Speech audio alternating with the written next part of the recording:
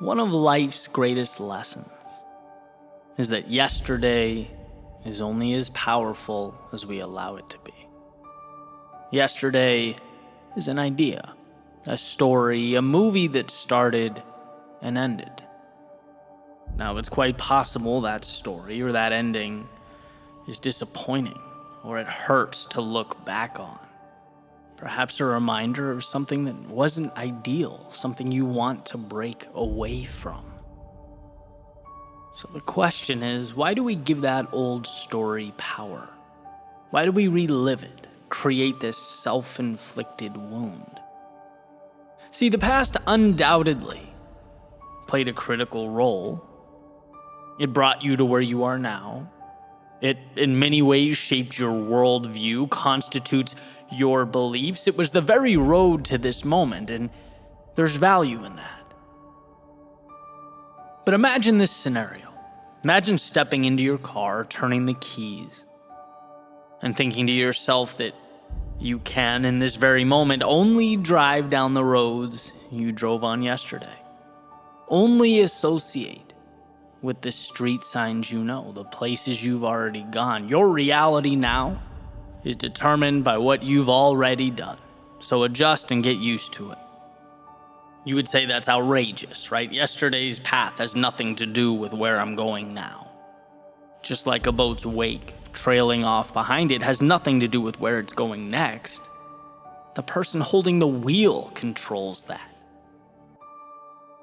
We are saturated with freedom. There is so much opportunity and possibility and potential in front of us that we fail to see because we can't stop thinking about that fictitious story we call yesterday. We confuse the path we took then for the one we need now, the wake from the steering wheel, what is, and that story about what was. The gateway to change is unshackling ourselves from those imaginary monsters. And more often than not, the answer isn't in finding some solution, it's in cutting ties with those things that no longer serve us. Then we see the world as it truly is. Then we see the magic laid out before us. And I get that it's easier said than done. Leaving a part of us behind hurts. Looking in the mirror and being vulnerable enough to say, I can be more than this. It's not easy, but it's possible. And everything starts with how we see ourselves.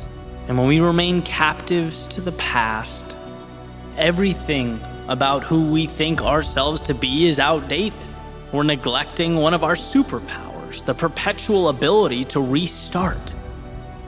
And one of the most important conversations I've ever had was on this topic. It seemed trivial at the time, but I was having lunch with a friend, and we're talking, and I mentioned to her that I was full. And she goes, well, then why are you still eating? And I'm like, because I paid for it, right? I wanted to get my money's worth. And she says in a very, pragmatic way, Eddie, just because you paid for it doesn't mean you need to eat it, right? It's a sunk cost. Why don't you move on? And the whole thing seems silly, right? It's like, yeah, if you're not hungry, don't eat. Move on. But in the grand scheme of things, how many of us keep on consuming that which doesn't serve us? How many of us stay too long when we should be letting go? We let the path behind us dictate the one before us.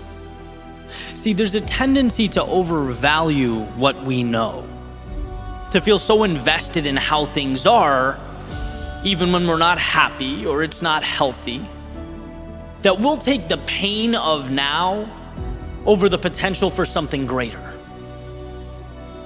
And that's precisely why the unknown is so terrifying. It's not concrete. It's a world unsettled, and man, do we hate being unsettled. But what we fail to realize is that every time we close our eyes, take a breath, and work up the courage to step into that unknown, to leave yesterday behind us, life gives us new pieces. It resets the stage. It provides new tools to build something incredible, something more ideal, more conducive to our goals, our hopes, and our dreams. And the thought is, well, but what if things become worse than they are right now? What if I move forward and I find myself more confused, more lost? What if things are more chaotic? And that may, for a moment, be true.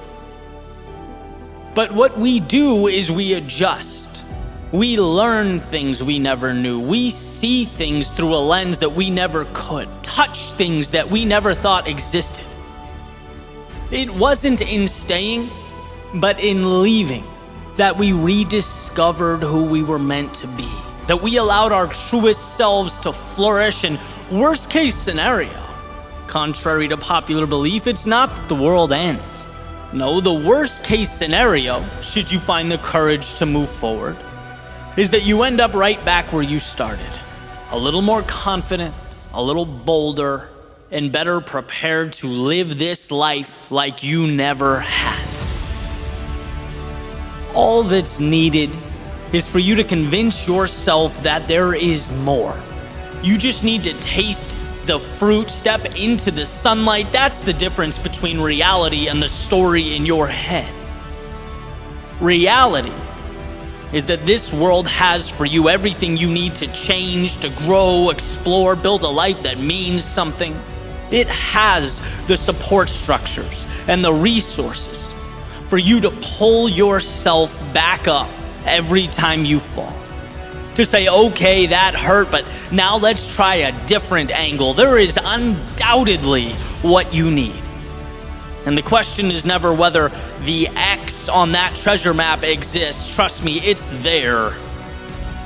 The question is whether you can pause that story in your head. The tales of a dark, mean, and scary world trying to hold you down. Pause the idea that you're nothing more than the you of yesterday. You're nothing more than how people knew you to be. Pause the idea that you're nothing without that job title or that relationship. Pause the idea that you need him or her or them in your life. Every day you wake up, you are a blank canvas. Who cares about yesterday? What do you want to paint now? When you walk out your front door, where do you want to go now? Step outside that circle of familiarity. See how artificial and in some cases ridiculous these boundaries are that we place around ourselves. Life is an invitation, not a set of requirements. And when you free yourself of that, not only will you feel like someone new, not only will you experience life as it was meant to be experienced, but you'll see that this world will conform to your new definition. This world wants to support you. It wants to lift you up. And yeah, it may be challenging and strenuous. It may force you to work harder and be braver than you've ever been. But it is, at the end of the day, your ally. You just have to see your future self before it materializes, when no one else gets it. So move on from all that does not serve you.